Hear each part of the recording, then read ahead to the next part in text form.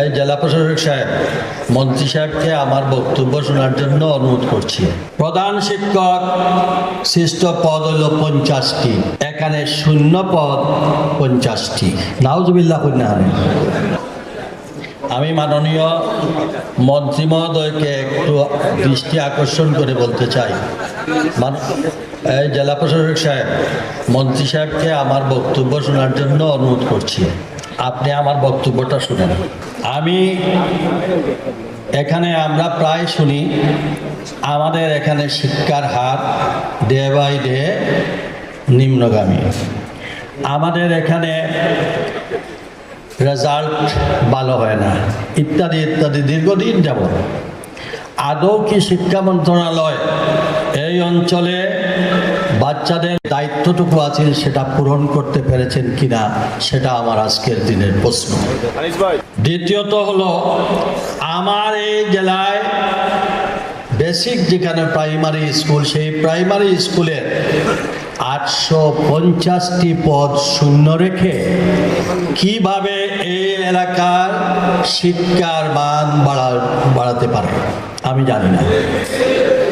আমি জানতে চাই এই 850টি পদ কবে পূর্ণ হবে। 2 নম্বর হচ্ছে এই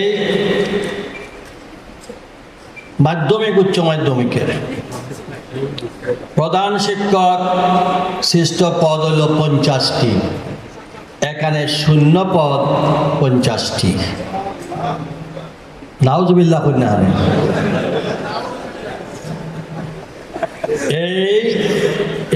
এইভাবে কিভাবে ভারপ্রাপ্ত প্রধান শিক্ষক দিয়ে কতদিন এবং একটানা দুটানায় 50টি পদ শূন্য রেখে কিভাবে এখানে শিক্ষার মান উন্নত করা যায়।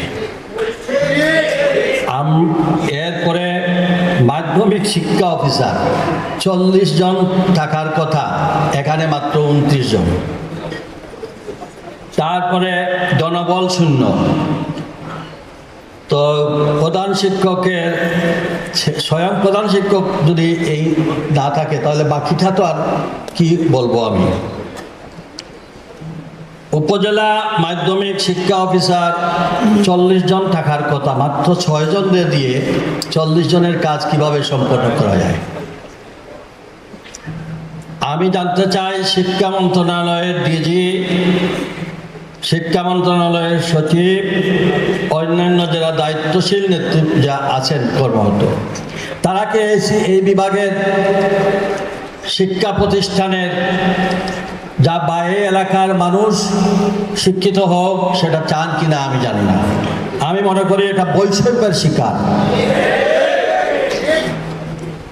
আজ পর্যন্ত কোনো বিগত 17 বছরও এটার কোনো খেয়াল তো হয় নাই।